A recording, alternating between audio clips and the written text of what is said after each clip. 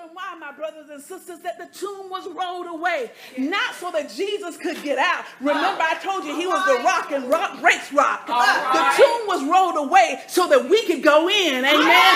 You got to go in so that you can get a better look at Jesus. So not only, brothers and sisters, if you want to move from weeping to the rejoicing, first of all, you got to move from being outside to come inside. All right.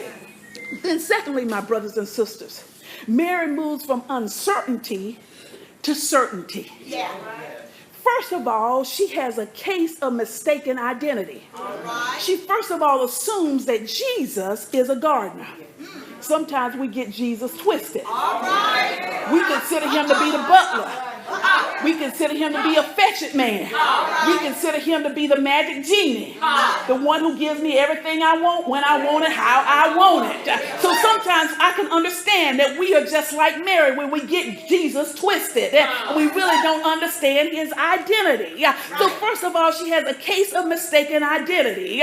But there he was standing right in front of her, and she did not recognize him. Perhaps it was her grief that blinded her. Perhaps it was her emotions that blinded her. She did not recognize Jesus until he called her name. Thank you, Bible readers. He calls Mary's name in the same way that he still calls each and every one of our names. Just in the same way that he called his disciples, saying, come here, Matthew. Come here, Peter. Come here, James. I'm going to make you fishers of men. I want you to know, brothers and sisters, that he's still calling us by name. As a matter of fact, the Bible says that he will not forget us because he has written our names in the palm of his hand. There's no way that he can forget us. The word says the foundation of the Lord remained sure because God knows those who are his, and he calls us by name. He says, come here, Mark. He says, come here, Valerie. He says, come here, Garnett. He says, come here, Dee. He says, come here, Tiffany. He says, come here, Helen. He says, come here, Robert. He says, come here, Will.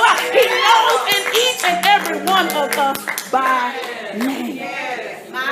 So here it is. When she finally recognizes him, that brings about reunion. And don't we want reunion with God? When she moves from uncertainty to certainty, then when she moves to certainty, there becomes recognition. And after the recognition brings about a reunion. I'm in the text this morning. It says, then she begins to cling to him because he says, don't cling to me. So obviously she began to hold on to him. And she began to cling to him. That brings about a reunion. I don't care how long you've been from Jesus. I don't care how far apart you've been from Jesus. I don't care where it took you. I don't care what your addiction was. I don't care how filthy it was. I don't care how dark it was. Jesus is still wanting there to be a reunion. But he wants us to get back together with him. He never left you, my brothers and sisters. He never forgot about you. He's still in that same place where you left him the last time. So here it is. The movement of the text is that she moves from being outside the tomb to inside this tomb. She moves from uncertainty to certainty. And the third point I want to make, that after the recognition that she has of Jesus, then she moves from weeping to rejoicing. She then moves from being sad to announcing to the other disciples, I have seen the Lord.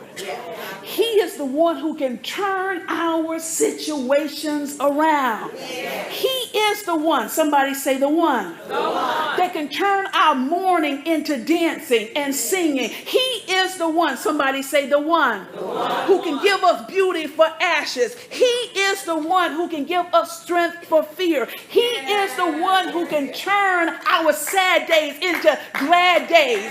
He is the one that can pick our feet up and put it on the solid rock so that we will not sink and that we will not fall. He is the one that can bring us from weeping to rejoicing. But even today, my brothers and sisters, this is just part 2 of the story. But this even is not how the story ends. There is a part 3 of the story. Can I tell you there's a part 3 of the story? The part 3 of the story is is he's coming back again. The word says to us, and the word promises us that he's coming back again. It says the dead in Christ shall rise to meet him in the air, and those who remain, they shall be changed in a moment, in the crinkling of an eye. You got something to shout about. You got something to rejoice about. You got something to be glad about. It ain't over. I don't care where you are in your life. I don't care what situation you're in. It ain't over. I see the resurrection story. It ain't over. Somebody say yes. Somebody say yes. Somebody say yes. See yourself pulling up those grave clothes. See yourself getting out of that black. See yourself putting on some new clothes. See yourself getting out of that situation. See yourself putting on some new clothes. See, I got a new attitude. I got a new walk. I got a new talk. Because I just seen Jesus. I wish I had a witness this morning. Say yes. The resurrection story. It's the greatest story that's ever been told. Don't let anybody take anything from it. It is the greatest story that has ever been told. Shonda Rhimes could not write a better story. John Grisham could not write a better story. Langston Hughes could not write a better story. But this story illustrates what God has done for